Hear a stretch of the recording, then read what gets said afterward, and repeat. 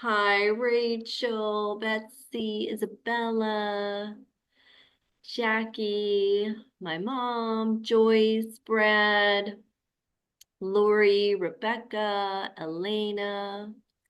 Oh, it's so nice to see you. Oh, and Isabella's got her little one she's babysitting, and Rachel's got her little one. Welcome, Lee Marie. Nice to see you all. Oh. Okay, well, I know all of you, so no need to introduce myself. You know who I am. And you know I'm in Miami Beach, and I've worked with some of you one-on-one, some of you in groups, and it's so nice. It's so nice to see familiar faces. Yeah, and just be here with all of you. It's so nice. So tonight we're going to talk about feeling your way to freedom. So it was end of October, I did a workshop on mastering your emotions. So that was all about emotions, and we went through some specific steps with emotions.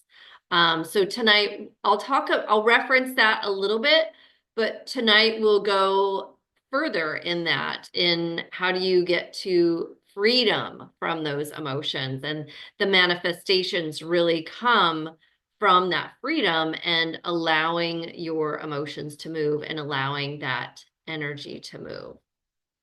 And I'll repeat a little bit of my background. Most of you know I'm a CPA and I've been a corporate accountant most of my life.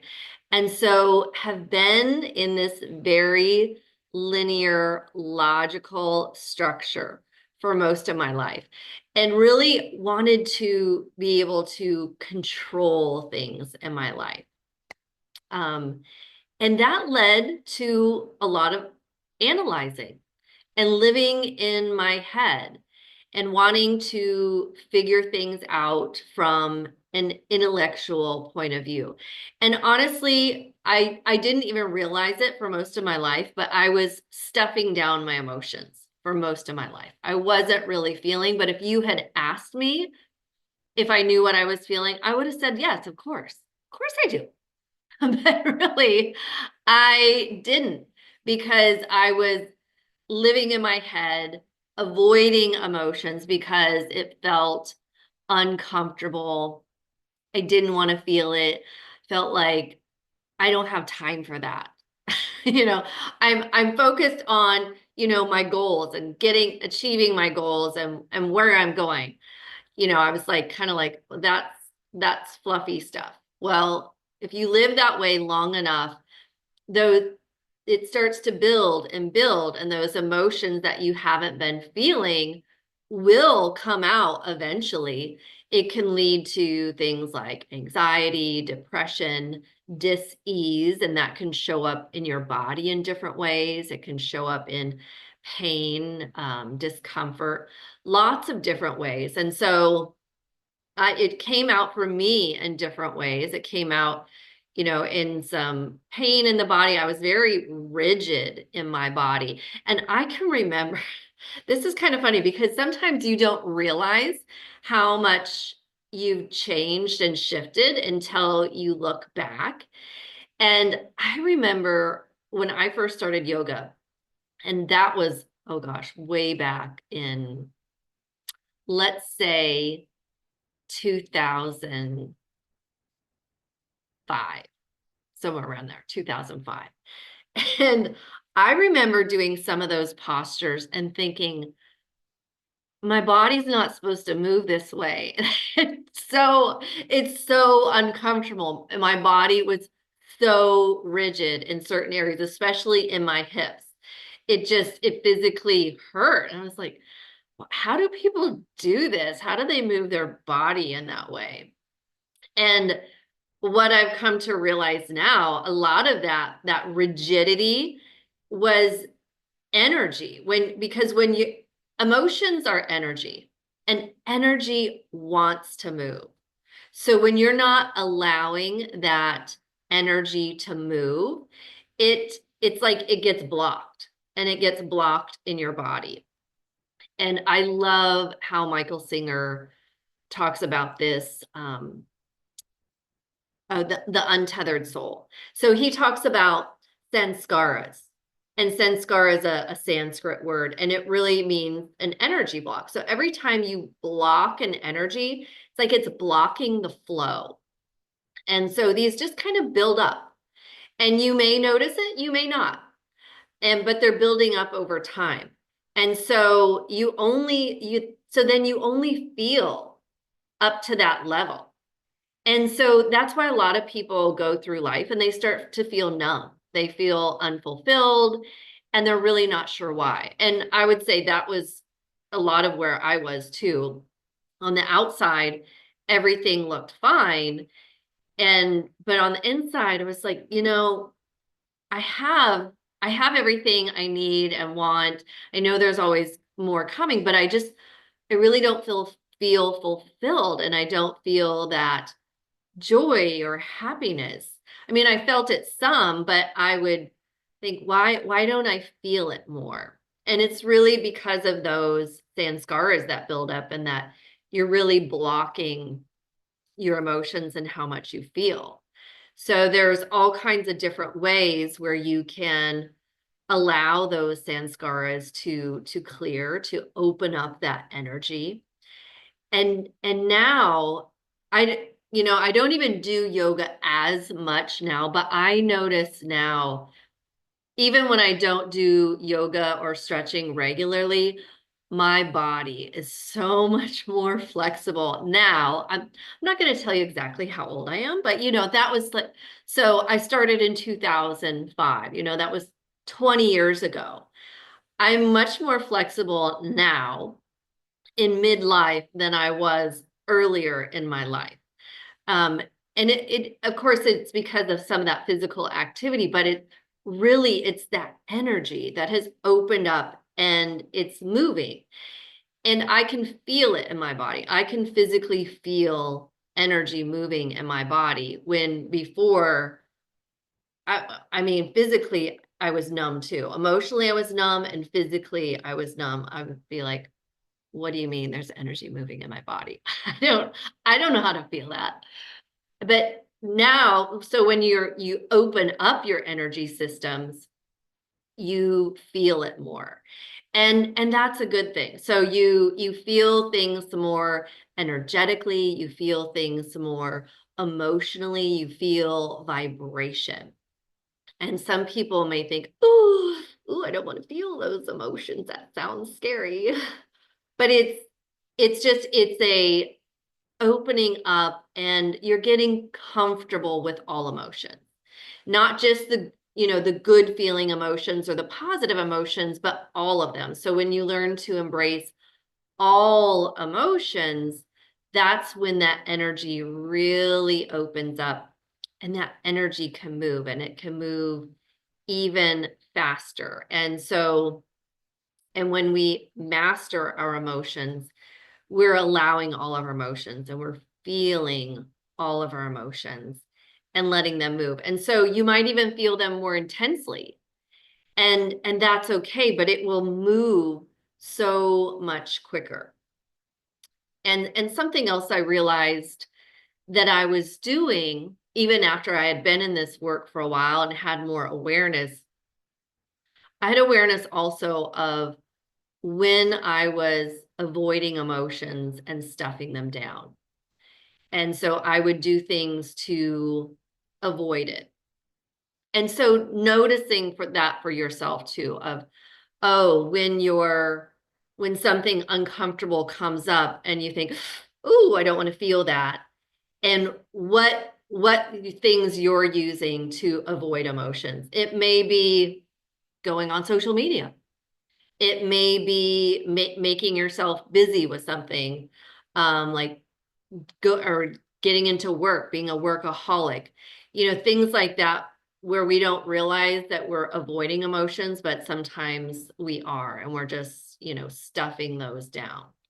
So again, that's just like that we're stopping that energy, and we're creating sanskaras when we do that. Okay, so also, and most of you know this also about vibration. So Abraham talks about joy is the key. And can you fake joy? No, you really can't. I mean, you can pretend, but it's not going to make the lasting impact, because it's really your vibration. And vibration doesn't lie. You can't fake your vibration, because your vibration is made up of your emotions, and it's your emotions over time, and it's your true emotions, not fake emotions, and it's your thoughts. And so those things together make up your vibration. And your vibration is what attracts things to you. So, if you want something that's vibrationally up here, but your vibration is down here, they're not a match. So you're trying to release resistance so you can bring your vibration up. And you can have different vibrational set points on different topics. And that's what we're going to kind of go through tonight. We're going to go through a little exercise that shows patterns in those emotions, and you'll see little patterns in that, and awarenesses of, oh, I didn't even realize maybe I was feeling some of those things, and it might cross over different topics. It might be different on different topics. But that is your vibrational and emotional set point. Okay. So what else on emotions? Emotions, as I said, they are energy. They want to move, and they're temporary. So when you allow yourself to feel something, the energy moves. And so it's temporary, it changes, it evolves. And the other thing is, it's energy that wants to move. That's momentum. So it will propel you forward if you allow yourself to feel it. But again, if you don't feel it, it's like you're just kind of stuck energetically where you are. And the other thing I want to stress is nothing has ever gone wrong. You haven't done anything wrong. You're not wrong. Everything really is working out, and everything is a constant expansion. So there's always new awarenesses, and with that awareness comes expansion, and with that comes more energy, expanded energy. And so we keep moving forward and expanding. It's not like there's a destination and, oh, once I get there, I'm done. I'm going to stop. And actually, probably 3 to 4 years ago, I was really on that. I've got to figure this out, and I want to get to that destination. And over time, and Abraham says this, but it depends what vibrational set point you're at, what you're willing to hear, what you're allowing in. I still didn't get it. And now I get it. Oh, this is a continual thing. This is a continual process. And you are the process. You are the expansion, because you're the creator of your universe. You're at the center of your universe, your hologram, and you're creating everything around you. And once you also really get that, and I don't want to say take responsibility for that, but own that in a powerful way, and let it empower you that you are the creator. You're the one creating the expansion. You're allowing. So we'll talk more about that as we go along. And so it's really also, again, it's releasing judgment of yourself, releasing judgment of emotions, because sometimes people get on this path too and think, oh, I shouldn't think that. I shouldn't be angry because I've done all this work and I'm on this spiritual path. I shouldn't be angry. Well, that's just BS because you're always going to have some kind of contrast. There's always going to be some kind of trigger, and you want that. You want that. That's the expansion. And the anger or whatever the emotion is, it's just feedback. So allow it. It's helping guide you. It's helping give you clarity for what you do want. So allow that emotion and just let yourself feel it. And as part of this too, I'll also send out the handout because I talk through some specifics of, well, what do you mean? How do I feel that? So I go through some actual processes of feeling it and how you can let that emotion move. And so once you do that and you're mastering your emotions, it becomes easier and easier. You recognize that emotion quicker. You allow the emotion to move. And again, nothing has gone wrong. So it's not about justifying your emotion. Oh, I feel this way because, no, just let yourself feel it because it will move. And then you can get to the clarity of what it is that you really do want, and not focus on the whys and hows and what you don't want and why you're feeling that way about what you don't want. So it's always let yourself feel it, get that clarity, and then what is it that I do want? Okay. And then as you do that, your emotional set point goes higher and higher. Your vibration goes higher and higher. And so Abraham talks about your cork will float. So, we're holding down our cork when we're resisting emotions. When you allow the emotion, it's like you've released that cork and it can naturally float. And the more that you do that, you'll be more naturally in those feelings of joy, in those feelings of happiness. And the thing is, you will have better feeling thoughts naturally come to you. So if you're in these negative loops, so it's like there's this loop of a negative thought and a negative emotion. That negative emotion brings more negative thought. And there's just kind of this wheel turning. And unless you do something to get off that wheel, it's on this like negative loop. So when you allow your emotions and your cork is floating naturally, you're having more of those better feelings, and then better feeling thoughts start to come to you. And there's this upward spiral. And there's really no limit to that. And so the part 2 also will be talking about imagination and bringing that into it, because there is this progression and of using your imagination in this really positive, powerful way.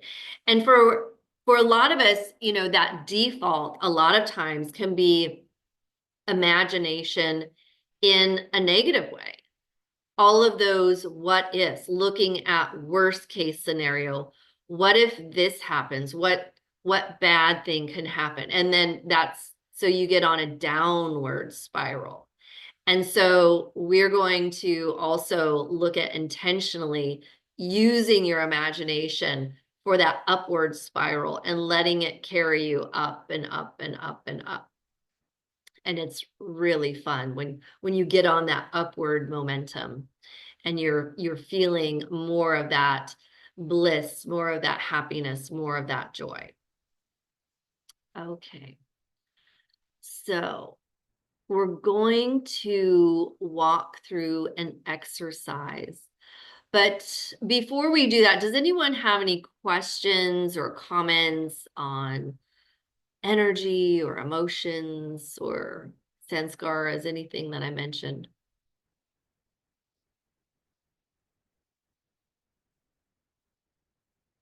Okay. All right. So does everyone have some paper and a pen? Or you could also type this on your computer too, since all of you are at your computer, whatever's easier. So I'll give everyone a few minutes to get that.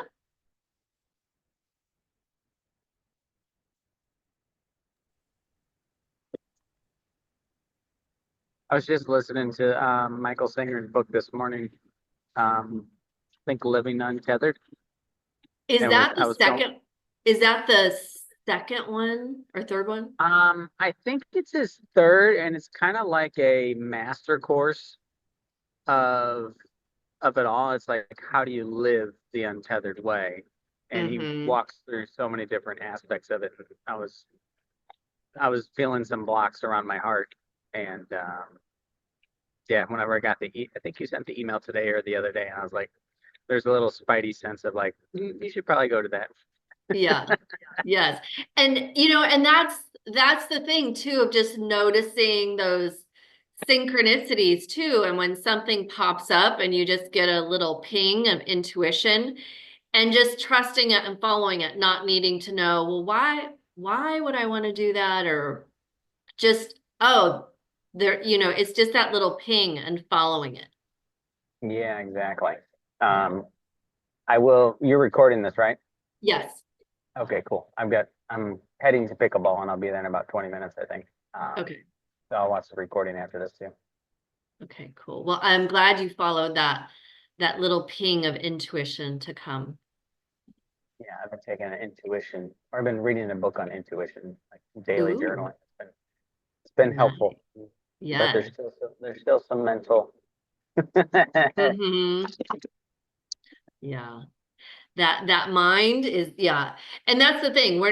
It's not about stopping all thoughts. We're never going to stop our thoughts, but having that awareness. And that's the other thing too of intuition is about allowing those thoughts to come to you instead of, I like to think of it as blinders. If you're always just in your analytical, logical mind, it's like you've put on blinders and Yeah, and it's like this too, like, okay, I'm not going to receive anything, but like, the divine and all your helpers are out here going, wait a minute, listen to us. But you're like, no, no, no, no, no, no. I'm just focusing on what I know. Yeah, really good. Okay, so I think everyone is ready. Okay, so this is I call it the emotional set point indicator. And I learned this in another program I did probably 5 years ago. And I remember the first time I did it, I was surprised. I thought, oh wow, I didn't even realize that. And again, it's not to say, not to point out, oh my gosh, here's where you're doing things wrong or you've messed things up. This is just an awareness. So I'm going to give you different areas. And so as we go through it, I want you to just think about it and not get too much in your head, but the first things that pop up, write it down. So in each of these areas, you're going to think about, okay, when I'm triggered or I'm in a wobble, what are the dominant negative emotions that I feel? And you don't need to write down every single emotion, but 3 to 5 emotions that pop up for you first that you're like, oh yeah, that makes me angry or that makes me whatever.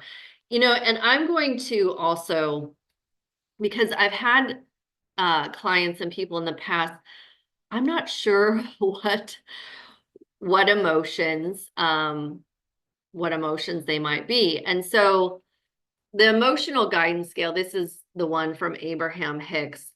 And so actually contentment is the tipping point, and that's at number 7. So 8 through 22, what they would call emotions on the bottom part of the scale. And it goes from boredom, pessimism, frustration, overwhelmment, all the way down to fear, grief, depression. So is everyone familiar with this emotional guidance scale? Yeah, I think everyone on here is. Rebecca, I'll send it to you. I think I have something similar. There's an app where you can like list your emotions and it has like an average of emotions. So it sounds similar. I'm not familiar with that little card, but it might be similar. Yeah. Yeah. And sometimes, I've worked with people before that it's helpful for them to kind of see those emotions because they're like, oh, I'm not sure what it is. And then once they kind of look at different things, then it, it pops up for them. So that may be helpful too. So I'm going to go through different areas. So the first one is going to be on relationships, because relationships are usually the thing that triggers emotions in us the most. And your most intimate relationship is the thing that will trigger you the most. And if you don't have a romantic relationship, the lack of that relationship, how that makes you feel. Let's see. Okay. And here we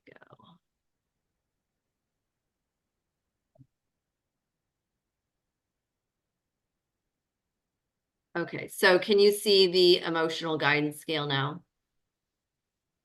Okay.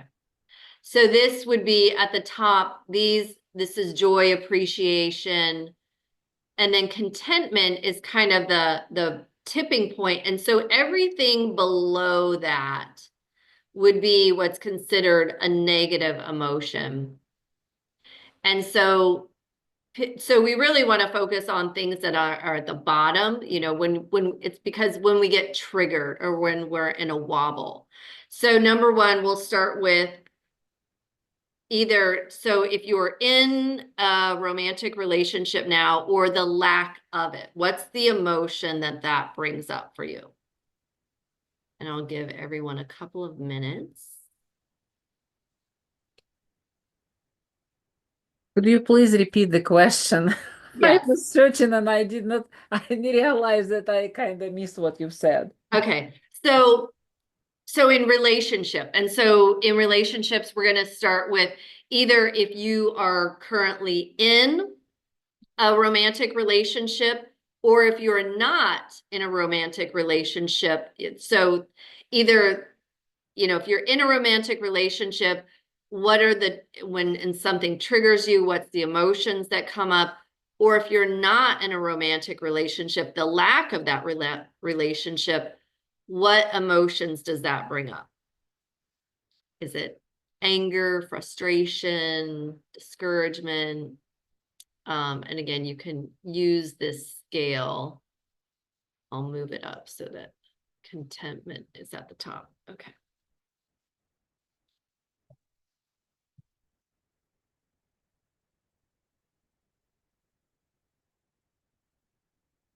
Okay, and the next, and does everyone have that? Okay, and so then now, so looking at past romantic relationships, and not every single relationship, but significant ones. If you've had significant past romantic relationships, when you think about that relationship and the triggers that came up, what was the dominant negative emotion? What would kind of be like your go-to negative emotion, like when that person pokes you?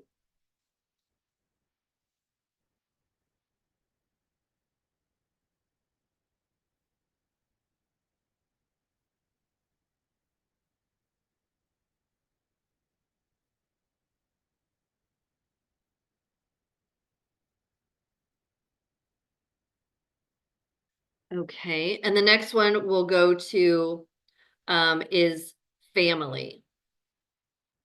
So if you have family members that that provoke negative emotions in you, and again, nothing is asserted on you. It's all attraction. So what what are the emotions that come up around family members?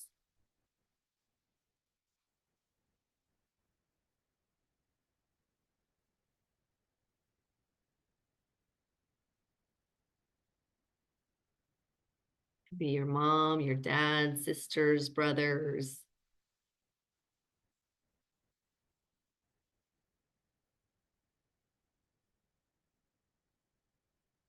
Okay. And the next one is friends and coworkers. So are there triggers there of, oh, that person just gets under my skin and I feel this way around them, or certain friends?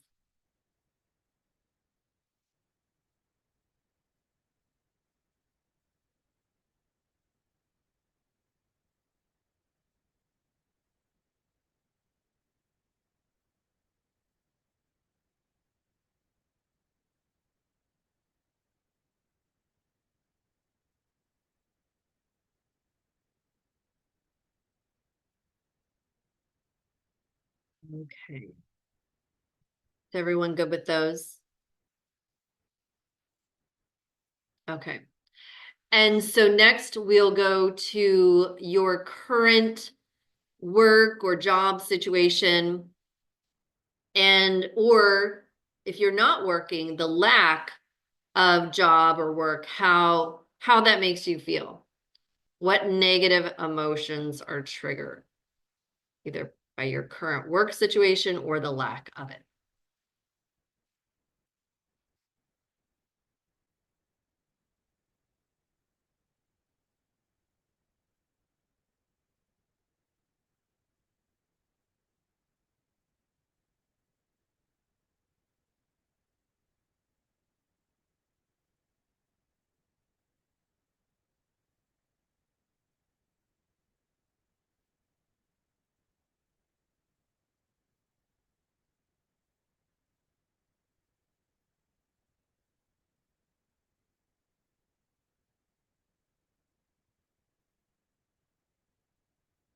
Okay. And then previous work, were there other significant work situations or jobs that were triggering, that brought up negative emotions?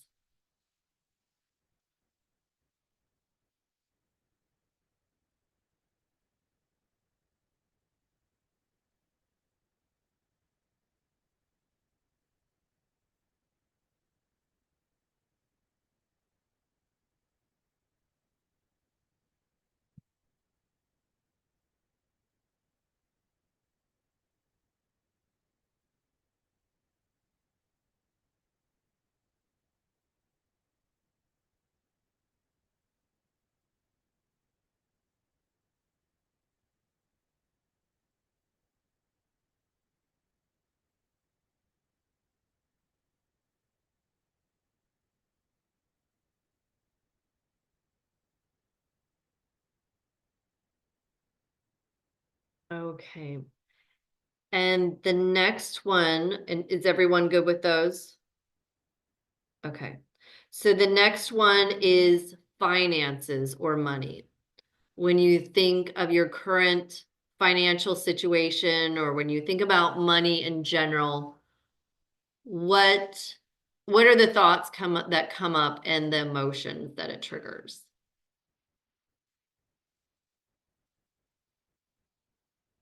And maybe you're already a billionaire. But sometimes even millionaires and billionaires have negative emotions around money. So whatever comes up.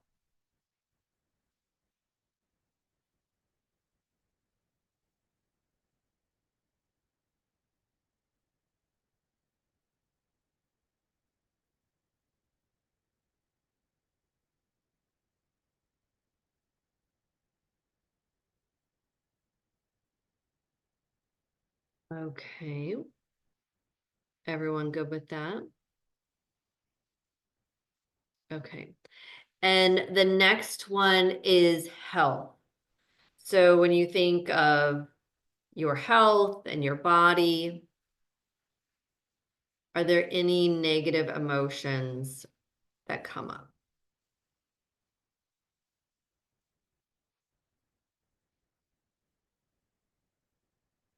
And not getting into the story of it or anything, but just what are the emotions? Keeping it really simple.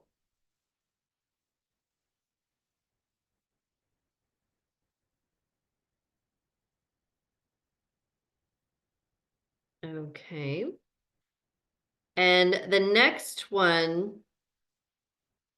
is if there are any other situations from the past, if it's trauma or just something from the past that's still active, where, you know, it's kind of mentally there and triggers you from time to time. What are the emotions around it? What are the negative emotions that pop up around it?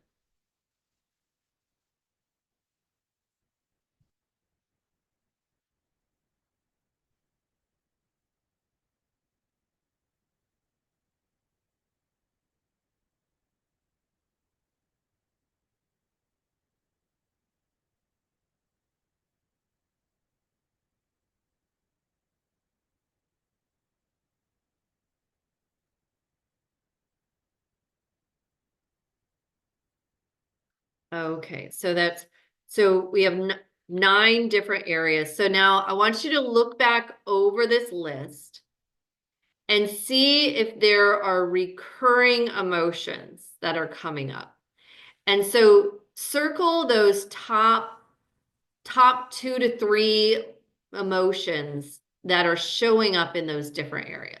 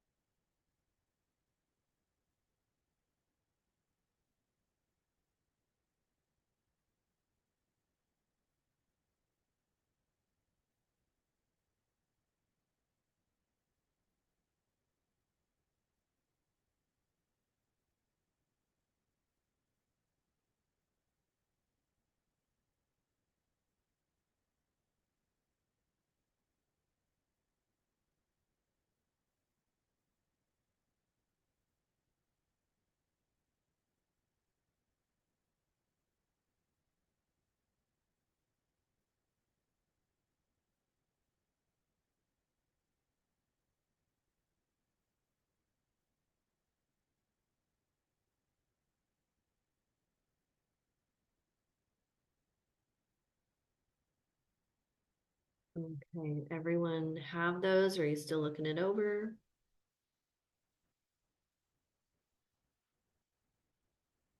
Okay.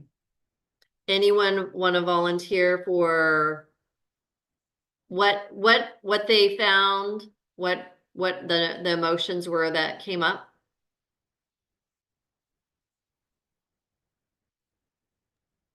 I can go. The ones that I'm finding most are doubt, discourage, and insecurity. Mm-hmm. And so did those show up in most of the areas, or did they show up mostly in specific areas? Across. Mm-hmm. Yeah. And so did that surprise you? No. Okay. So you have that awareness already that they're there. Yes. Yeah. And it might show also, of it's affecting every area. And because that happens a lot, those negative emotions show up over and over because it's like when you get triggered, it kind of becomes your go-to emotion. Yeah. Yes. Yeah. Yeah. Yeah, it's a pattern, right? Yes, yes. And I was surprised the first time I did this, it was probably 5 years ago. Anxiousness came up a lot. And I didn't really think of myself at that time as an anxious person or that I had a lot of anxiety, but I was like, whoa, I have anxious feelings in almost all of these areas. And now when I do this, it's more frustration or impatience. So, and that's the thing. So as you go along, and if you're doing, the work, or you're doing things to allow your emotions and let your vibration rise, you should see on this emotional scale, you should see that set point going up. So, doubt, let's see. Doubt is, here in this yellow region. And then above that would be disappointment, overwhelm, frustration. This frustration and patience. That's kind of my go-to line now, where before it was like anxiousness, and that's actually not on here, but it would probably be more like in the worry, doubt area. So it will change over time, but it's good to do this from time to time to kind of see, oh, where am I on that emotional vibrational scale? And so it's also that awareness of noticing when it comes up. So when it comes up, allowing yourself to feel it, because that is like the number one biggest thing. Allow yourself to feel it. Don't beat up on yourself. Don't judge yourself. Don't judge the emotion. Just let yourself feel it. And that's not in an outward way of like taking it out on someone, but it's an internal process of allowing yourself to feel it. And a lot of times it's as easy as taking a few breaths and just noticing, oh, what it is that you're feeling, letting yourself feel it and feel the energy of it start to move.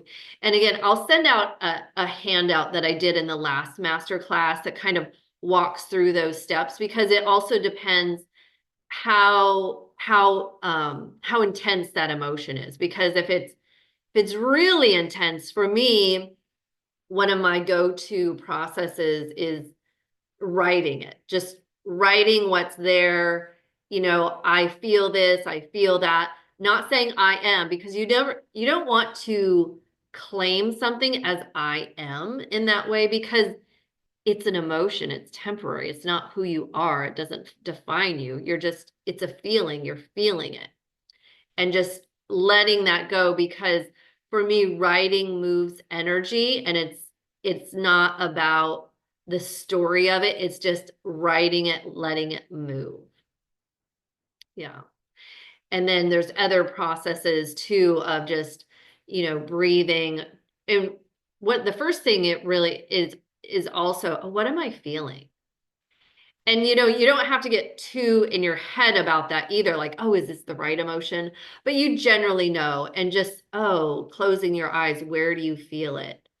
What does it feel like? Giving it those attributes of color and texture and movement.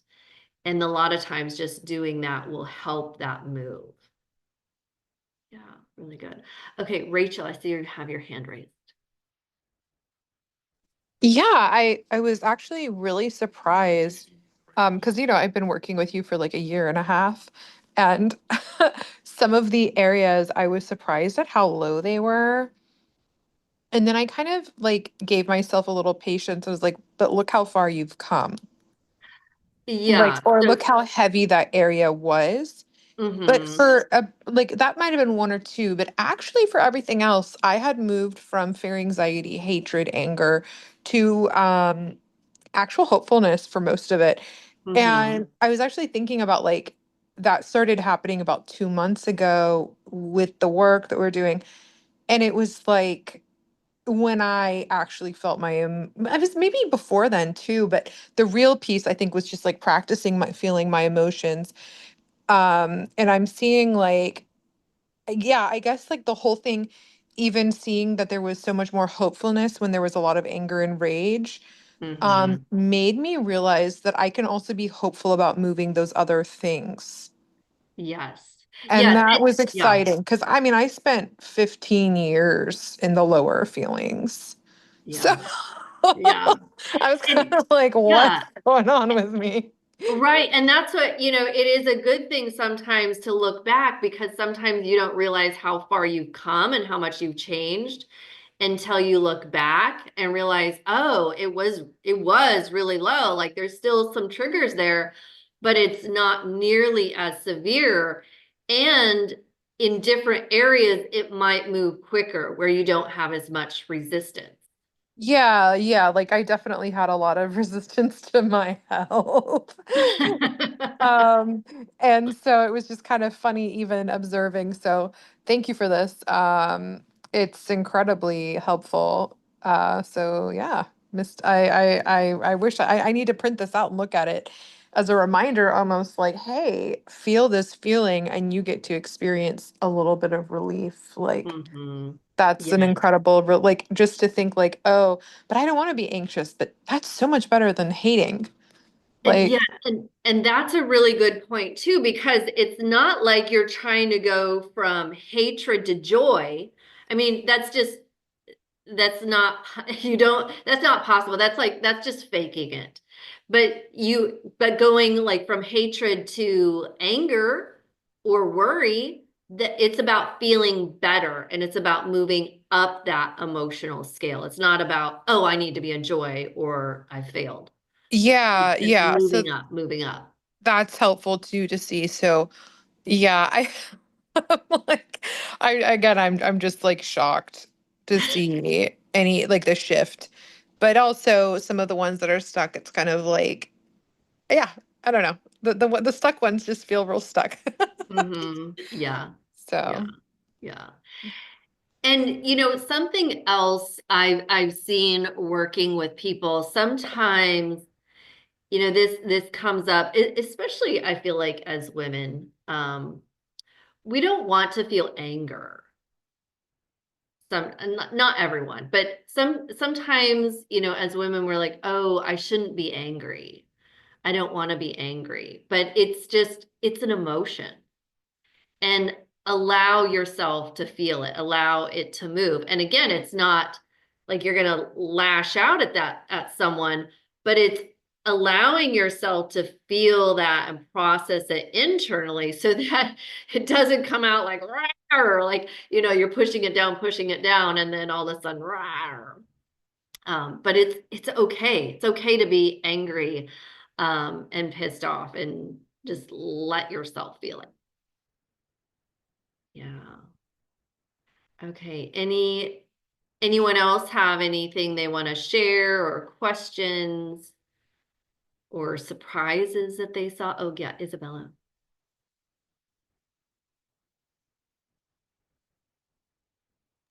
I was just gonna kind of reiterate about what Rachel said. Like it gave me hope. Like see, like I'm the opposite of you, Rachel. With my health, I'm like, I don't know, I feel a little insecurity sometimes. Like it's whatever. It's easy for me to move through. But then like recognizing how easy that is was like, oh, okay, well, that's easy. I don't have resistance to that. But like I can have the same feelings that I do towards my health as I do to like the relationship with my family or something like that. So Mm. that was really Yeah. nice to like recognize. I've never done this either. And I am not surprised by the pattern, but it is like, oh, I did not realize fear is the bottom one. And that's what I've been feeling a lot lately. But it's like I don't have to stay there either. So that's nice to recognize, like, oh, I think remembering that too, like, oh, just because you're at fear now, it doesn't have to take 5 years to even jump up those Yes, scales. exactly. Like Yeah. obviously in 10 minutes or in one session or 1 hour, one day, it's a little hard to go straight to joy, but it's not Mhm. something that's unachievable. And that's where my brain has been in the past of like, oh, I feel fear towards everything and I'm always going to feel fear towards everything. Or I'm always going to feel this and this is always going to be my set point. But just like, no, that's not going to be your set point can it like Rachel was saying, my set point keeps moving up to Mhm. or you were saying like it used to be the fear and now you're at frustration and your set point just gets higher and higher. So that's really Yeah. nice to see too. Yeah. And I would think even though you still feel fear in some of those areas, it's probably not nearly as intense as it was Yeah. before. And it Yeah, so when that's you feel also, it, yeah, it goes yeah. quicker. Yeah, for sure. Yeah, that, Mhm. I mean, even you saying that, I'm like, oh, I probably have resistance to thinking that I am still fearful. Like, it's okay that it's technically on the bottom of the scale. It's just lighter now, and I can move through it easier too. Like, that's Yeah. a win as well. Mm-hmm. So, Yeah. Yeah. yeah, that's a Right. fun exercise. I like that. I'm Yeah. gonna start Yeah. doing It is it. a good like just awareness of like, oh, okay, yeah. Yeah, yeah. And like if like you can just turn it to like what are the emotions you want to feel when you're feeling like in a good space about that. Cuz as I was thinking you were like saying like oh what's the most negative emotion, but I was like okay, well right now actually like if I wasn't thinking in the negative terms or trying to like bring up the trigger, my set point really isn't the fear necessarily. It's like, oh, now I do feel hopeful about this, but maybe Mm-hmm. that was nice. So Yeah. Yeah. And it's good to know, okay, well, what's on the other end of that stick? And so, you can tune to that also. Like you can let yourself feel the fear and then tune to the other emotions. yeah, so interesting. Yeah. That's fun. Thank you. Uh-huh. Okay, Lori, I think you had your hand up next. So one thing I noticed was there was one area where I'm going down, and I was like, "Oh, look at that!" Yeah. So that was interesting. Mm-hmm. And I probably wouldn't have noticed it except when you started at the first category where you said, "Oh, think of like past relationships or whatever." So I was kind of doing that in each category in my head, and I got to the one I'm like, "Oh, you didn't used to be down here, but now you are." Yeah. So that was surprising and interesting, I guess. Mm-hmm. Well, and also I think you and I have maybe even talked about this before, of like the slingshot effect. Sometimes that slingshot effect, sometimes like going down to go up, Right. like getting in even fear or anger or something to like kind of pull back that slingshot. And then like you've got lots of momentum, maybe there's Right. some contrast. And then when it lets go, it's like you've got even more energy, to move forward. Right. Okay. I'm going to take that. Yes. Well, yes, it's always good. Yeah, it's all your perspective and what you make it mean. Right. Right. I'll take that. I'm in the middle of this slingshot pull. Yes. Yeah. Well, Okay. yeah, and that brings up another point too. And I know this has happened a lot for me. People I've worked with too, that, you can feel really good and you're like, yes, this is awesome. Like I can tell my vibration is rising. I'm feeling so good. And then all of a sudden it's like, bam. And you're like, what happened? And being okay with that too, because sometimes, you get a trigger or a shift, and it is like as you go up and up and up, when you get that like trigger, it feels even more severe because Right. maybe you were here, so to go to here, it wasn't as big of a dip, but when you're up here and you go bam, like, damn, what was that? Yeah. Then And that then, little drop feels like you fell off a cliff, but it's just a, right. yeah. Yeah. That's And to realize, oh, nothing has gone wrong because again, it's like that slingshot effect of, oh, there's something here, that's triggering me. And I know it's for me because it's going to propel me forward to something else. It's giving me some kind of clarity. And so, anytime we use that perspective too, it can help shift it. And then sometimes too, just, being okay, like, yeah, I'm in a funk or whatever it is, yeah. and that this too is temporary. Mhm. Because then again, it's like, once you move through that, and it will, then you'll be like, oh, I'm up here. Yeah, yeah. Oh, I'm glad I popped in because I'm like, do you really want to get on there and say, well, look, I'm falling down? But it's all part of the plan. Yes, yes. It's all part of, just the process, it's all part of being human, and that, I think that's the thing too. We get in this spiritual world and we're like, oh, I don't want anyone to know that I'm in a funk or whatever. And Yeah, it's like, no, you're still human. We're all human. We have human emotions and experiences. yeah, yeah. Very true. Yes. Yes. So thank you for sharing. Welcome. Okay, Anne. Hey, so I'm curious. Many of mine stayed on frustration, irritation, and impatience. Mm, yeah, me So too. how do you how do you break the chain? I know you said writing, but when it's Yeah. a recurring pattern on different things, it's like, oh, Yeah, and it's allowing yourself to feel it.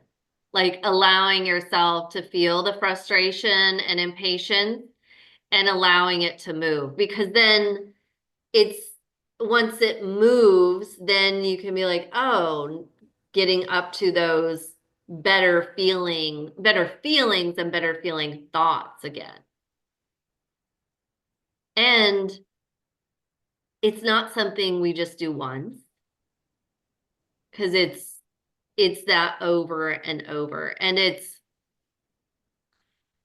that over and over of letting yourself feel the emotion and feeling it move quicker and quicker every time, and the ease of it as we allow it. Yeah. And and allowing yourself and noticing too. So there's probably specific areas or things where it's like triggering that frustration and impatience, yeah. of noticing the things in those areas that are going well. I was doing Toastmasters for a year and a half, and it actually words were coming up like when I first went, and it kept saying like your mind gets in the way and goes, oh, you could have done better than that. So then of course I'm saying, but I got up and I did it. So Right, I learned, right. and I learned a lot from it and Mm-hmm. gained valuable information on it. Yeah. So it is, of course, you have to like, of course, I was actually talking to a couple of people today, and I was saying, instead of beating yourself up, congratulate yourself on your Yes. accomplishments every day. Yes. Yes. And that's where that looking back can help. I'm like, oh, well, a year ago or 2 years ago, I wouldn't have even gotten up and given a speech. And Right. now maybe I could have done better on the speech, but I did it. I did Yeah, it. Yeah. exactly. Yeah. And even I noticed that's kind of my trigger line too, is that frustration, impatience. Um, but I notice it moves much quicker. I don't stay in it as long as I used to. And I notice too of, well, yes, I'm impatient about it, but I know I can feel my vibration has moved on it. And that's the thing too, of being sensitive to your vibration. And there's so many talks where Abraham, like, because when we get in that measuring mode, I don't see it. It's not here. You know, that's where the frustration and the impatience comes from. And so let yourself feel it. And then also reminding yourself, and I know vibrationally I have changed. I know vibrationally I have shifted. I know vibrationally I'm so much different. That's good to know. That is a good line. Yeah. I have on my vision board, I added what you said last year when we were doing the mastermind class. Mm-hmm. Isn't it wonderful and amazing? Everything is working out. Yes, yes, yes. Now, and I had it here, but I had it on this board, but I switched it to my vision board because I just had a vision board class and just said, let me put it here because I'll look at it morning and night. And when I come in my room, I'll be seeing it more. Mm-hmm. Yeah. So good. So good. And Um, and noticing those things actually, so I think I'm still sharing. Um, in the current mastermind group, actually this week, Tuesday, we did a living vision board, kind of like the Mind movie that Dr. Joe does. And actually, Rachel did this in Canva with pictures and movies and sound, and was made a template for us so that we can all like put in our own I am statements, our own pictures and little movies of what we want. So, and there's and listening to what resonates with you and what feels better. I did the Dr. Joe retreat. When I did it the first time, he still used the mind movies. And there's something about also the movement of it and including the sound. So it's including more of your senses.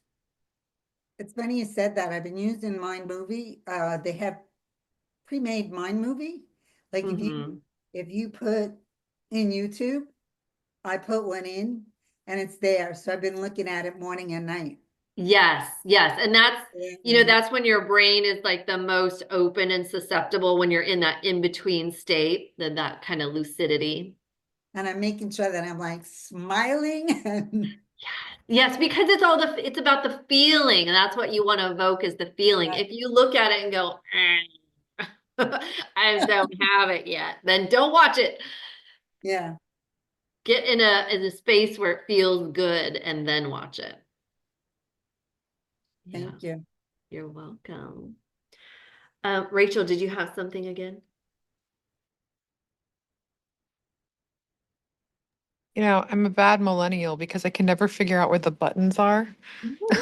So I just like um yeah, I was noticing, like, even though we were talking about this and I was like, oh, some of my feelings are so high, then I was like, are they really that high? And I was realizing like the real time wobble there. Mm-hmm. And I like when I realized that, I was upset. Like, I'm sharing this because I feel like there's value in sharing that. Like, I don't know what the value is exactly, but like, here I am feeling really high on some of them, and then the feeling was going down. I guess there's a piece of me that's like, what? Why is that happening? Mm-hmm. Um, like it was almost like you don't have permission to feel that good. Like maybe it was being reminded of the others, like the old set points that almost triggered me down a little bit in thinking that. But I'm observing it, and like even just speaking it right now is a little helpful for me. Because I Yeah. definitely was like that little devil on the shoulder, like, are you sure you don't feel more comfortable down here? You're still having that health problem. They still don't know all the, whatever. And it was like, yeah, there was a piece of me that was looking for excuses to take a step down. So I found that really, Mm-hmm. And that's one of those flying monkey thoughts of just, uh-huh. just again, not entangling with it, but not like pushing against it, because that creates resistance, but just Right. noticing that flying monkey. Oh, there's that flying monkey thought. Maybe you know, it's much better. That flying monkey Yeah. doesn't come around as much anymore, but you know, Mm, it's still flying there. It's okay. Like, just, I see you. It's okay. mm. Thank you for that. Yeah, I think the flying monkey piece actually is I used to not really like that analogy, but now I do because I see now that the thoughts are a little bit like now that the feelings are moving Yeah. from one to the other and they're kind of like oscillating more. Now that you say that, I don't have resistance to the flying monkey concept. I think in the past I Yeah. was like, no, they're real. Yeah. And This what was feeling is coming, too real. right. And what was coming to me too, like, oh, I thought you were dead. Yeah. But oh, it's still alive. But it's okay. Like, you don't have to kill it. It's just, it's allowing it and not engaging with it because it's transforming. That thought's transforming. Mm, It's okay. thank you. All Yeah. right, I'm gonna turn this off. Okay. Okay, Stephen. Hello, everyone. When Rachel, when you mentioned about being a bad millennial because you can't find the buttons, welcome to my world. I got on this because I was looking for the video of me sky sailing, and where I pulled the zero. It was pretty cool, and I wanted to send it. And then I came across this. So the first thing I hear is about going up the emotional scale. And, being that pessimism, above it is boredom. And my first reaction to boredom is this sucks. It just does. But I grab on it. So I know automatically that's not where I want to be. So I grab on the wrong end of the stick. I don't care. I'm on the stick. And now I can then just, give it some time and work my way up it to the next one and to the next one. So, but that's just keep reaching for the next best feeling you can possibly reach for. So I did like the slingshot analogy as a result of me looking for the plane thing. But yeah, and this is really, really cool. So thanks for including me in with such a late notice. Yeah, you're welcome. Yeah, and the thing that's occurring to me about boredom is you might think, oh, I don't want to be in boredom, but you can move through boredom pretty quickly. It's not like, oh, I'm going to be stuck in boredom. That's one step up. Like, no, you can keep moving. A nap usually does the trick. Yes, yes, yes, yeah. So this exercise is meant to be kind of an awareness, an aha, because it is that, it's sometimes until you look and also look back, you don't realize, oh, I've come a long ways. These are kind of still my triggers or set points, and it's getting better and better and better. Like just allowing those to move. Um, yeah. So, does anyone have any other questions or comments on this piece of it?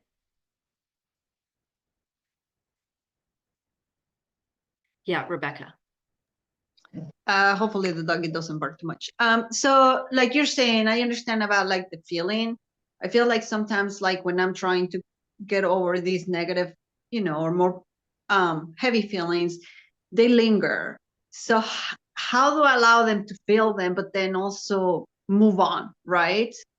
So I don't know if you have any Yeah, strategy. and so that's the thing, like when you feel it, you should start to feel that energy shift. So you want to feel it till it, you feel it peak or you feel that energy shift.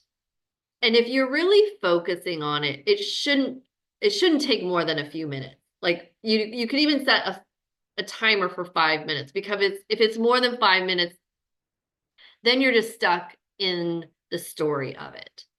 So, and that's the difference. You don't want to be just focusing on the story of it and digging into it. You want to just really let yourself feel the emotion of it. And that's why also it works really well to, you know, to do the sensing of, well, where is it in my body? You know, what does it feel like? Is it like assign it an object and a color, because using those abstract ways of feeling it helps get you off of the story and just helps you focus on the feeling of it and the energy of it. And that's also, you know, then for me, the next step is journaling or writing it. And so that's also, you know, an active thing of writing, and that's actively moving energy. But again, you don't want to get in the story of it, just kind of the feeling of it. And I've even done some writing one time when I was really mad. And after a few minutes, I just started laughing. So I'm like, this is crazy. This is ridiculous. And not that I was judging myself, but it was just, I felt the energy of it move. And then it was like, it broke through and I was like, just laugh. And when you can laugh at yourself, not like in a judging way, but just being light, that's, you know, that's perfect, because when we can be light about things and, you know, laugh at ourselves, again, not in a judging way, but just in a light way, in a light and loving way, like having that compassion for yourself. Yeah.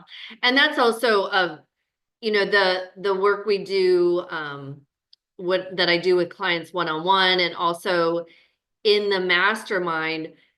So I'll give you this handout of, you know, steps to take on your own, but when you do this with someone and they're holding that space for you, it really helps move that energy even more. And then it also helps you walk up that emotional vibrational scale.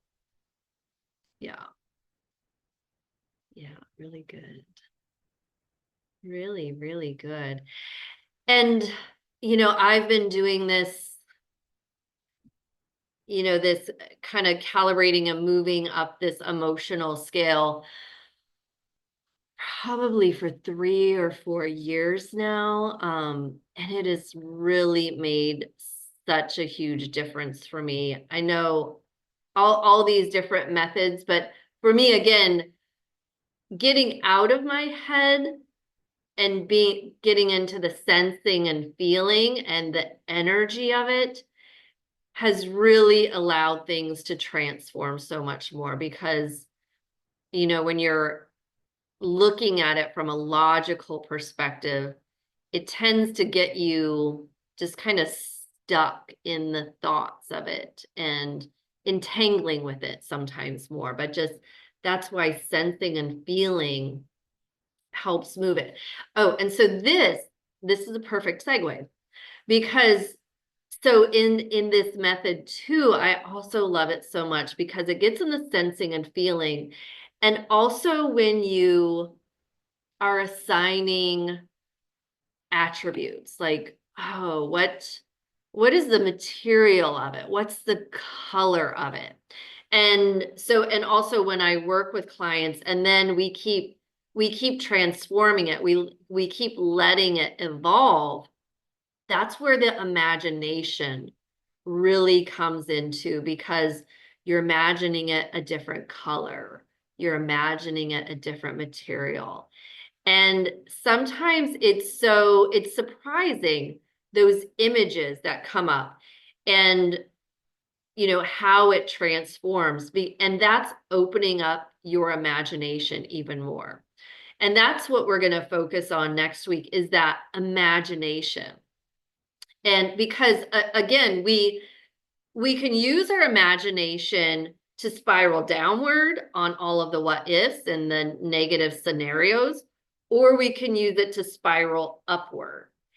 And when you start to really use your imagination in that creative, positive way, it's like so much opens up. And so we're going to do a group hypnosis next week on imagining. And I'm also going to bring in some inner child stuff, but it's going to be in an imaginative way, in a positive way with your inner child.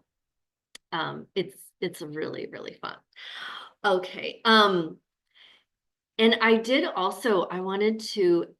talked to Isabella before. She's had some really amazing things happening, and that just exemplify this work too, that it's about the feeling of it, because we've been working one-on-one, and then she has been in the mastermind for this last year, and it really is all about the emotions and tuning into intentions of what we want to feel, and when the triggers come up, doing the processes to allow yourself to feel those and letting the emotions move. And so I feel like she's really been focusing on that and feeling better, feeling better, feeling better. And even though like this came out in fear, it's like it's so much different than it was before. And I'll just let you, I'll let you explain some things that have happened. Yeah, I was writing down pointers as we were talking. Rachel mentioned that she was triggered by the like flying monkeys thing, and that one actually always has resonated with me. You have some like one-liners, Amanda. I always tell you that. I'm like, oh, I hear your voice saying like, oh, it's nothing has gone wrong, or I hear your voice saying those little things. But I think what actually clicked was when you would always say you just have to feel the emotion, you just have to feel the emotion, and that would literally piss me off. I'd be like, what is she talking about? Like, obviously I'm feeling my emotions. I don't understand what she even means by that. Like, what does this mean? And then as like we continued to work together and I was listening more and like really accepting the information, I guess, I realized that I was maybe feeling the emotion to an extent, but then I would go into resistance because I would beat myself up. And what clicked for me was when I could remind myself, oh, it's like it's this constant reminder, like Rachel was saying, in real time, this is happening. It's never going to go away. We're human. We are going to always have this all the time. And it's not something to beat ourselves up about. It's not something to be mad at ourselves about because it like last year, seriously, I mean it still happens to me, but if I were to say like in this call, if I would have felt what Rachel was feeling, I would literally be like, what, you're annoying, like why are you doing this, you're in this high vibrational call, like what is going on? But it's just that constant reminder over and over and over again of I'm not a bad person because I feel angry, I'm not doing bad, I'm not attracting bad because I have this emotion. It is when you go down the rabbit hole of the negative things and the negative what ifs and why and how, that it's easy to like stay in that vibration, I guess. Yeah. So it's nice for me to recognize that that's when it shifted for me. I don't know why I felt called to share that, but I maybe Rachel saying that flying monkey thing because it seriously would irritate me. But then I just that's the one realization. When I had a past relationship last year that I kept having resistance to and I couldn't figure out why. And like I would go and hang out with him and then I would drive home and I would be like so anxious. And then I could find it finally shifted where I recognized like, oh, the reason that you felt anxious for 5 hours, like you literally couldn't shake that feeling, is because you were beating yourself up and that's what was creating the resistance to that. Or the reason that you don't have $1 million in your bank account is because you're wondering where it is and why it's not there, and that you're a bad person because you don't have it and someone else has better than you, and all of those things and all of those what ifs. But I think now it's like looking back on the year, I can just recognize, okay, all those things still happen, but just letting them be lighter and letting them move quickly. I don't know if that makes sense, but I'm like that's just how I feel has helped me a lot, just not beating myself up about it and creating that resistance. And like you're not a bad person. I don't know, that's where my head always goes, is like I'm this terrible person. These are all negative things. These are bad. Everything is coming back to me tenfold, all these bad things. And it's like, that's not true. That's the story that Amanda talks about. That's none of those things are true. It's okay to feel anxious. It's okay to feel mad and angry and sad, but letting it move is when it becomes beautiful. Like, it's seriously, like, as I've done even a session, like, well, I used to have to do an hour and a half session with Amanda to move through these things. And now it's like 10 minutes in and I'm like, oh, okay. I think we could be done now. Like, Yeah, I it feel moves a so much lot faster. better. Yeah, it moves so much faster. So yeah, as I've gone through that, there are some, and I wrote this down at the end. I'll share some of my like bigger manifestations. And Betsy, I'm thinking of you a lot because you had shared you had some things in the like first mastermind. So I was wondering about those. But I had I've had this light thought that would come in and out of being light, and I would get more anxious about it and then not. I didn't graduate college. I only went for like a year or maybe like a semester and then whatever. It was not that long and I didn't graduate college, but I always had this like inner knowing or this inner feeling that I would get my college paid for by someone randomly. And within the past year, I think I've talked to Amanda about this. I wasn't happy in my job. So I kept saying, I want to change. I want a big change. I want something different to happen. I think I might want to go back to school. And I just left it at that. Like, oh, I'm just going to leave it at that. I'm not going to think about it too heavily. Maybe I want to go back to school or maybe I want to move somewhere too. So I would have that light thought. And I realized through the mastermind, through this, that it was like that. That thought was lighter because of the information I had been learning. Because if you had asked me that 2 years ago, I'd have been like, of course I deserve my college paid for. My friends got their college paid for. I don't have the money and why can't this? Whatever, all of those stories. But then within the past year, I'm like, okay, I'm just going to let it go. Just going to let it go. Well, at the end of December, I had a lady that I've known like my whole life. I was talking to her and she just randomly was like, hey, I want you to I want to help you start taking classes. She was offering to help me enroll in classes. And I was like, oh yeah, like maybe, I don't know, like I'll think about it. Like I still even had that thought as she was saying that, like, oh, well, how would I pay for it? I don't know what to do. But I just was like, okay, that's there, it's here. And then her next words were, and I'm going to pay for it for you. And I was like, wow, okay. Yeah. And even now, we haven't like talked even more about it. This was at the end of December and we still have to like discuss things, but I'm like realizing now I'm going back to the thought of like, okay, yeah, this is always going to be like, there's always going to be something to do. There's always going to be emotions to be felt because as exciting as that was, and as like, wow, that is like crazy. I'm also realizing like, oh, that's actually nothing. That's nothing. That's really not that big of a thing. It can be that easy with anything. Amanda always says, with a breath, you're manifesting a breath every time you take a breath. Like those things, everything to the universe is equal. Nothing is greater than another thing.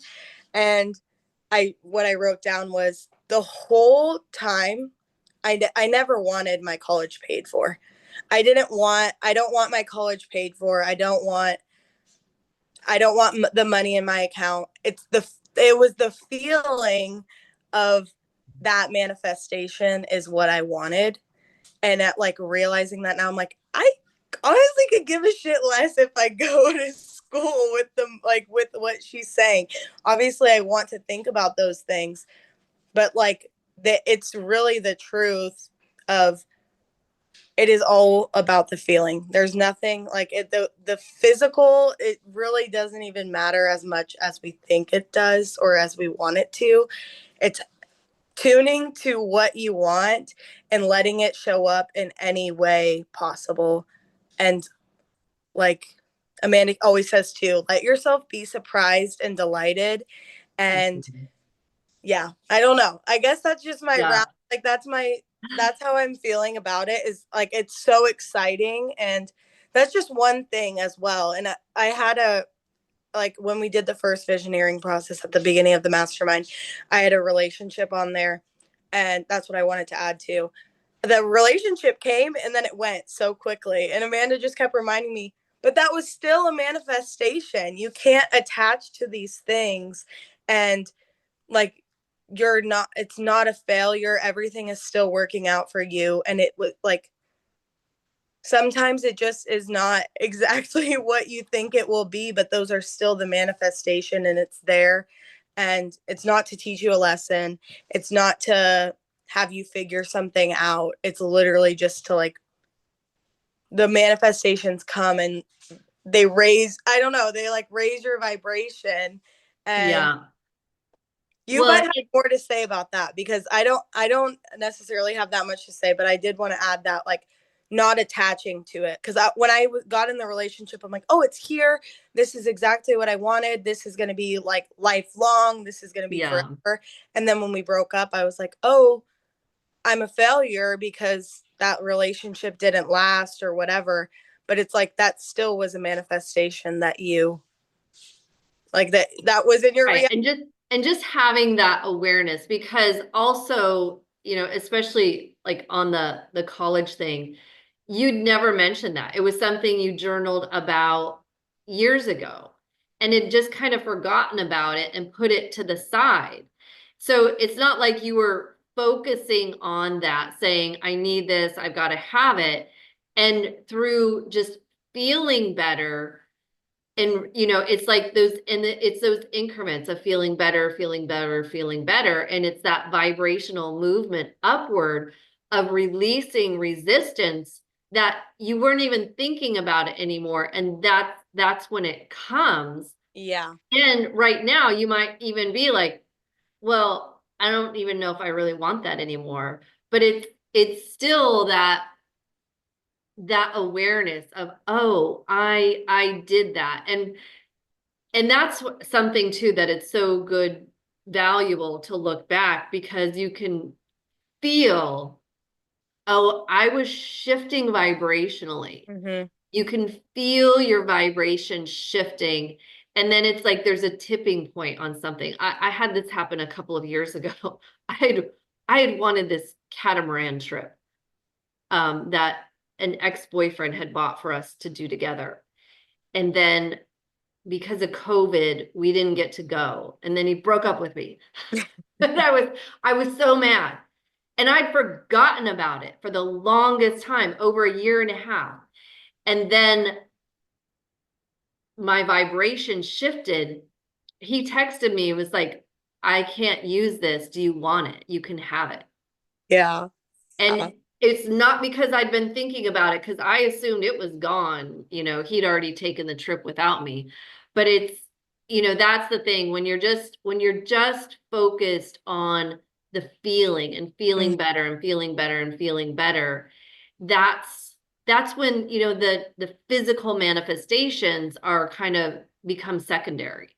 Yeah. And like you said, you're just like, oh, well, I already have the feeling. I don't even really care about that thing anymore. And you know, with the relationship, it's realizing too, like, oh, something may come in, but that doesn't mean, oh, it's always going to be perfect, that there's not going to be, you know, things to still work through.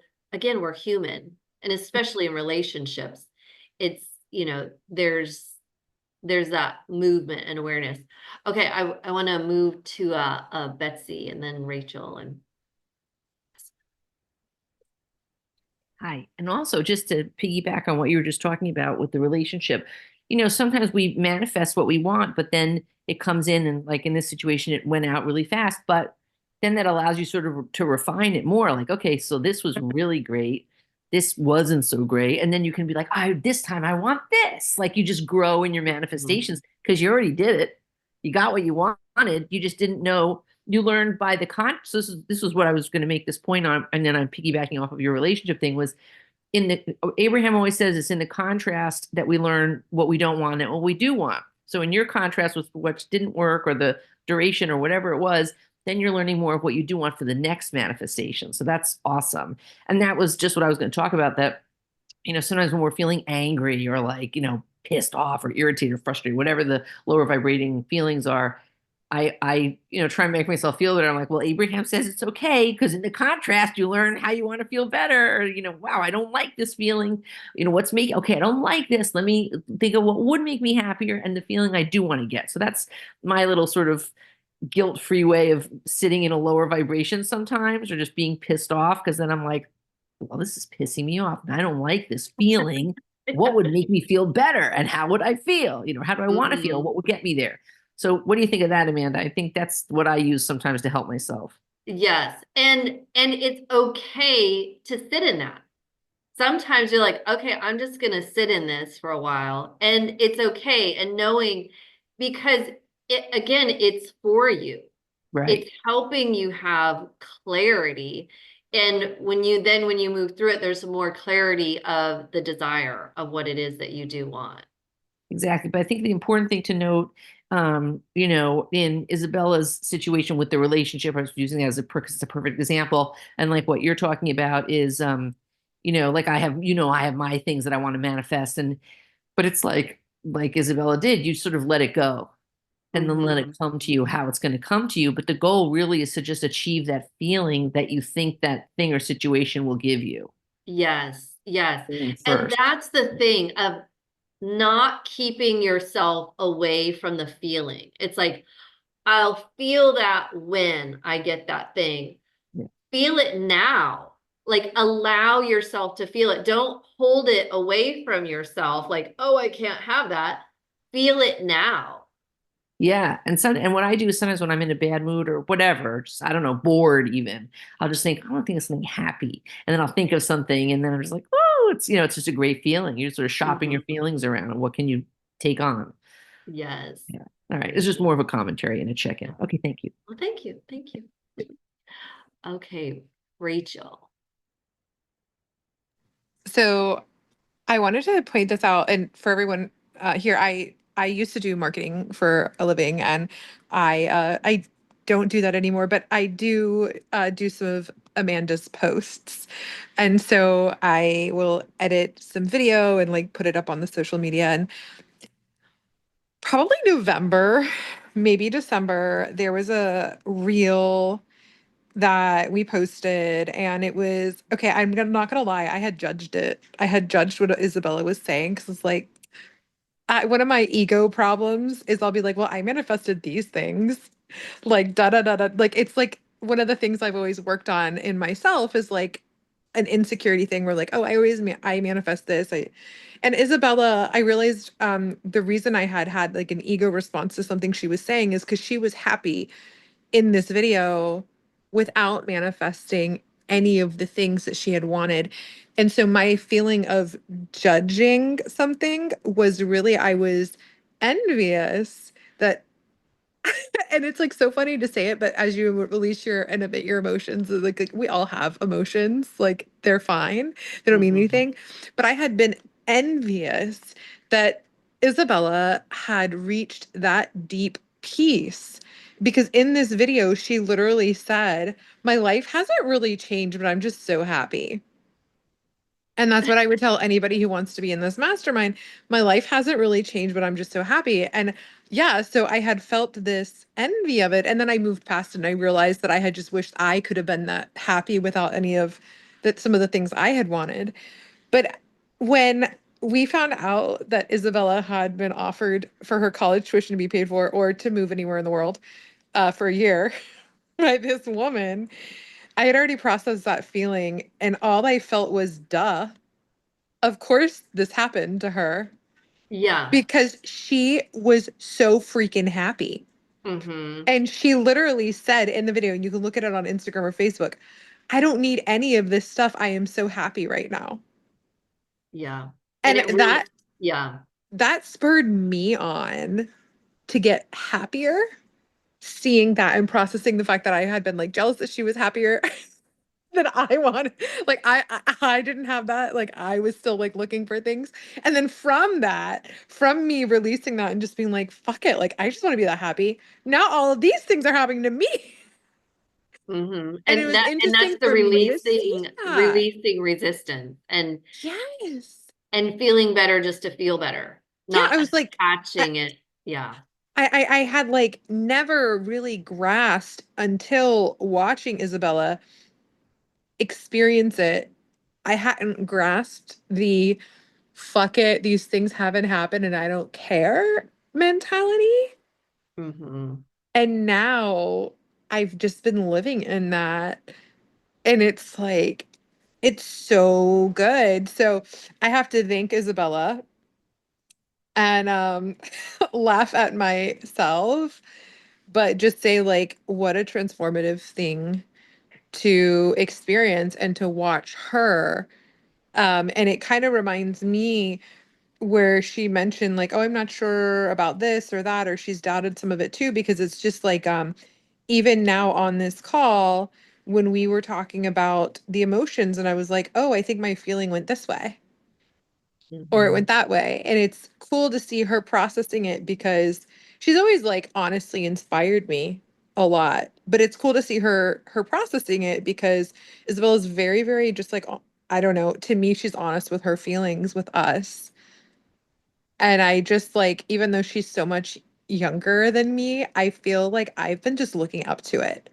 You know what I mean? Like it's just wildly inspiring. So thank you. And thank you for inspiring me, Isabella, but also like, duh, you were so at peace. So of course these things had to Yeah. happen for you. Yeah. And I was kind of watching like, okay, because it's like, okay, there's like a tipping point, and then it's like, oh, yeah. Okay, is Isabella and then Betsy? Yeah, I'm driving. I'm going to a sauna place, which is also another manifestation. I literally just had a light thought about it, and then all of a sudden, my dad, who never gets me gifts gets any of my family gifts. He's the typical man of like, my mom would always buy the gifts or whatever. Got me this for Christmas. So that's just a little thing. Anyways, I just wanted to round it out. Thank you, Rachel, for all of those kind words. I am a words of affirmation girl and you hype me up. So I'm very thankful for that. I love that. But yes, it's like, that is how I feel. And it is, Amanda talks about this too. And you were even talking about this on the call the other night, Rachel. It's when you release all of that resistance, it's almost like the universe wants to hand you everything on like a silver platter and it's like a buffet constantly. Like I know Amanda has said like, "Oh yeah, like I'm overbooked." I've said that like, "Oh, I'm overbooked" because our manifestation was that we wanted community or whatever. Rachel was manifesting more passion in her relationship and she's like, "Okay, maybe I need to back off a little bit." But it's the minute that you literally just forget about it and not forget about it because you're like tired of wondering, I guess. It's just you're forgetting about it because you truly believe and you're trusting and you know that all is well and it's going to show up and it has to show up because you had the lightest thought about it and you're so divinely guided and protected that it's going to show up. Like that's at all that's I don't know. That's how I want to round it out because that's how I've truly been feeling of like Rachel said, duh, the minute you just accept that these things will happen in the most perfect way and your physical reality will be as perfect as it is supposed to be, like it's so freeing. And then you do realize, or you get the clarity, like Betsy was saying, oh, I actually want it this way. And those doors will open just as wide and as quickly as any other door that needs to open or should open. I don't know if that makes sense, but Yeah, it's just really good. it's just beautiful to trust and to know that like no matter what, like Amanda always says, nothing has gone wrong. A manifestation to the universe is a breath and $1 million is the same and Yeah. you're divinely guided and loved. Like you are source, you're creating this, you're so powerful and limitless. That's all. Yeah. So thank you for letting me share, Amanda. I truly am so thankful, and I'm so happy with all. I don't know. I just feel so good about sharing these things too, and I hope it's inspiring to people in a way. That's what I also want to say. Last thing, if I was on this call, I've shared this a couple of times. 2 years ago, I would have been extremely jealous and been like, no way that could happen to me. There's no way. Why would it be me? But now, not even through experiencing the physical things, but through experiencing the feelings, it's like, of course that can happen to me, and of course that can happen to you, and all of your manifestations and dreams can come true. And I just rhymed, and that's all I have to say. Like, okay, but I'm ching ending on that. Yes. So Okay. Thank yes, you. amazing. Okay, Betsy. Last thing, I just want to say, people wonder what it sounds like and or feels like to be in the vortex. I feel like Isabella is like right now in the vortex, like all the words she's saying, her tone, she's just like right now in the vortex. Like that's Yes. because some people are like, well, what does that look and sound like? It's what Isabella sounds like and looks like. She's not on the camera now, but before, just happy, simple about it, and just like it's like she's in a tunnel of light. Yes, Well, I yes. want And I to love how say. you said, yeah, it's simple. Yeah, simple. Because it's not like, oh, I need all of these things. It's like, no, it's that internal happiness and joy. Yeah. And then the way she's speaking, of course she has her physical manifestations that she wants, but in the way that she's speaking, because you can feel she's in the vortex, she's open to receiving. And it may not be the thing, like you want a diamond ring. The diamond ring may not come to you, but in this moment, but the path to that diamond ring is coming to you if you're in the vortex and open. And she's like a perfect, physical entity of what the vortex sounds and looks like right now. That's just all I want. And age doesn't matter. I mean, youth has, the freedom and the wisdom that sometimes older people don't have because we've been like tamped down by life or more complicated. So we can't always see. So I love listening to younger people. We were all once younger and had the same openness, so I love it. Age to me is nothing. I just love, she's a wise young woman. Yeah, she is a wise soul. And I think that's such a perfect place to leave off. And again, next week, same time, Thursday at 7 p.m.